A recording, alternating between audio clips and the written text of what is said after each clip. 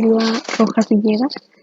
En esta ocasión les voy a explicar un ejercicio de balance de materia con reacción química.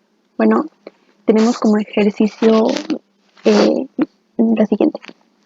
Dice, se quema 1 kilomol de metano en un horno con un 20% de exceso de aire. Determinar la composición de los humos en porcentaje en base seca. Bueno, el ejercicio nos dice que calculemos la composición o que determinemos la composición en base seca. Bueno, como observamos en el diagrama. Como se sabe, el metano es un gas a temperatura ambiente. Si se quema con aire suficiente, se convierte en CO2 y agua. En la salida, que serán los humos, aparecerá por lo tanto el CO2, agua, nitrógeno y oxígeno, por haber aire excedente. No aparecerá el metano porque la reacción con aire suficiente se considera completa, ¿no? Como podemos observar en esta reacción.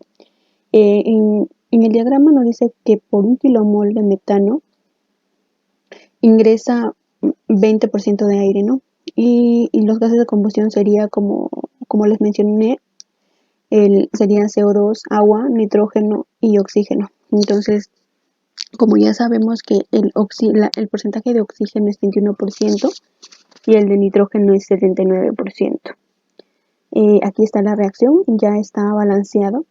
Y como el problema nos dice se quema 1 kilomol de metano, entonces por 1 kilomol de metano se requiere 2 kilomol de oxígeno y 1 kilomol de CO2, claro, en el producto, ¿no? Y 2 kilomol de agua.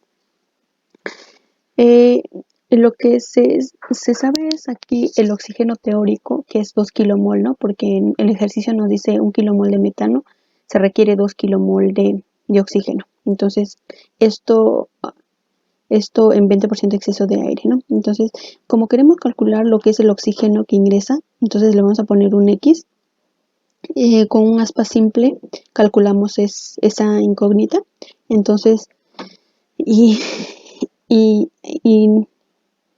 2 kilomol es como un 100% y el oxígeno que ingresa es como un 120%. Entonces, haciendo un aspita simple, 120 por 2 entre 100 nos daría 2,4 kilomol. Eso sería el oxígeno que ingresa, pero lo que necesitamos calcular es el oxígeno de salida. Entonces, para eso restamos el oxígeno que ingresa, que sería 2,4 menos 2, ¿no? Es el que se requiere, ¿no? Por 1 kilomol de metano.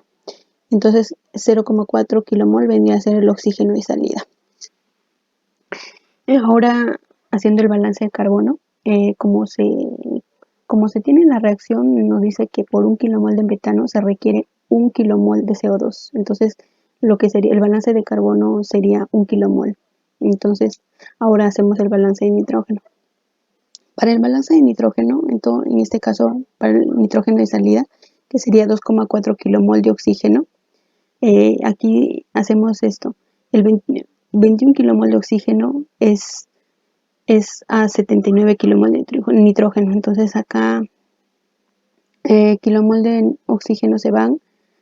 Entonces, haciendo esta operación, que sería 2,4 por 79 kilomol de nitrógeno entre 21. Entonces, haciendo un cálculo rápido, sería 9,02 kilomol de nitrógeno. Entonces, esto sería el nitrógeno de salida. Ahora, el balance de hidrógeno. Para el balance de hidrógeno,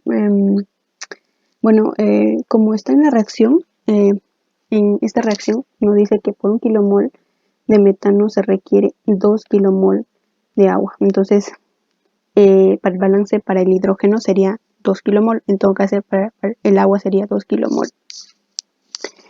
Pero como el ejercicio nos dice en base seca, ¿no? Entonces, nos dice en base seca, o sea, el agua que sería 2 kilomol en la salida. Como nos dice en base seca, no es necesaria el balance de hidrógeno, porque no lo vamos a tomar en cuenta al agua.